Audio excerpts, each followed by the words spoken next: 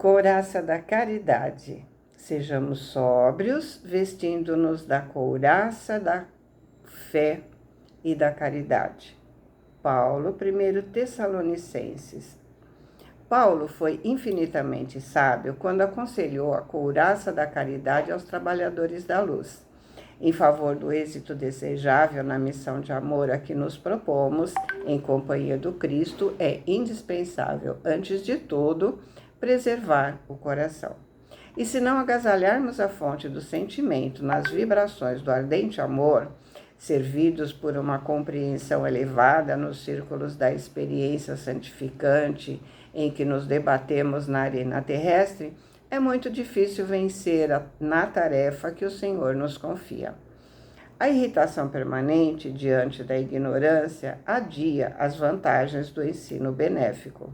A indignação excessiva perante a fraqueza extermina os germes frágeis da virtude. A ira frequente no campo da luta pode multiplicar os nossos inimigos sem qualquer proveito para a obra a que nos devotamos. A severidade demasiada à frente de pessoas ainda estranhas aos benefícios da disciplina se faz acompanhar de efeitos contraproducentes por escassez de educação do meio em que se manifesta. Compreendendo que o cristão se acha num verdadeiro estado de luta, em que, por vezes, somos defrontados por sugestões da irritação intemperante, da indignação inoportuna, da ira injustificada ou da severidade destrutiva, o apóstolo dos gentios nos receitou a couraça da caridade, por sentinela defensiva dos órgãos centrais da expressão da vida. É indispensável armar o coração no infinito entendimento fraterno para atender ao ministério em que nos empenhamos. A convicção e o entusiasmo da fé bastam para começar honrosamente, mas para continuar o serviço e terminá-lo com êxito, ninguém poderá prescindir da caridade paciente, benigna e invencível. Emmanuel, livro Fonte Viva. Sejamos sóbrios, vestindo-nos da couraça da fé e da caridade. Num primeiro momento, achamos interessante a originalidade do pedido de Paulo aos Tessalonicenses, para que colocassem a couraça da fé e o capacete da esperança, como se fossem guerreiros, preparando-se para a batalha. Bem, a couraça da caridade mencionada por Paulo é uma metáfora para a proteção espiritual do coração, emoções, sentimentos, através do amor prático e ativo. Ela serve para blindar o cristão contra o orgulho, irritações e desânimo, permitindo a perseverança no bem, a tolerância e o equilíbrio mental diante das dificuldades. Quando nos candidatamos aos implicativos da caridade individual e social, nos confrontamos com a barreira da má vontade, da crítica pela crítica, das incompreensões e daquela outra representada por nós mesmos, que é a nossa imperfeição. O coração é o centro das emoções e sede da vida, e é frequentemente atacado pela desesperança e sentimentos negativos. Então, a caridade, que é uma forma de amor, age como uma couraça que protege contra esses golpes. Vamos lembrar que a caridade não é apenas a doação material, é também, mas ela abrange muita coisa difícil de se fazer. Agir com benevolência, mansidão, tolerância, especialmente quando a gente enfrenta a ignorância ou a dificuldade de alguém, evita a ira e a severidade excessiva.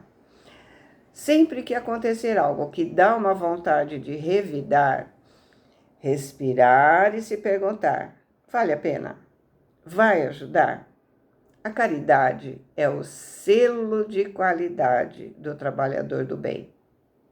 Ele garante que o serviço ao próximo continue mesmo diante das ingratidões. Quando vestimos a couraça da caridade, construída com o bom pensamento e ações amorosas, devemos vestir também a couraça da fé. Porque enquanto a fé converte e dá entusiasmo para começar, a caridade é o que permite terminar a missão do amor com sucesso. Quando o homem desperta para a realidade espiritual, ele inicia a marcha para alcançar esse objetivo. Ele se prepara, muda certos hábitos inconvenientes, se torna controlado, não só na comida e na bebida, mas também em suas manifestações de alegria e tristeza. Fortalece a fé, pratica a caridade, fazendo dela um estado de espírito, e cultiva a esperança da salvação, isso é, a esperança de se livrar das suas imperfeições e de subir alguns degraus na longa escada da evolução. Agindo com calma, com serenidade, perseverança e fé, poderemos servir com o Cristo na certeza de que Ele estará sempre nos auxiliando para que nós sejamos cotados como pessoas de bem. Não devemos esperar ser puro para poder trabalhar com Cristo. Não devemos esperar ser um virtuoso para poder fazer o melhor, mas sim hoje, agora, com aquilo que eu sou. Porque, como diz Emmanuel, a convicção, o entusiasmo e a fé bastam para começar honrosamente, mas para começar, porque depois do trabalho iniciado é preciso se esforçar, caminhar com Jesus, porque Ele dará as forças para continuar no bem. E se eu me esforçar, perseverando, promovendo a minha transformação moral, terei plena condição de continuar e terminar com êxito. Mas jamais se esqueça que ninguém poderá abrir mão da caridade e da paciência.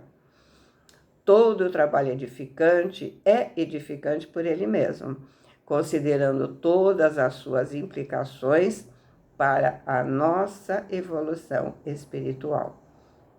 Auxiliamos os irmãos, mas num trabalho de permanente auxílio e autossuperação espiritual.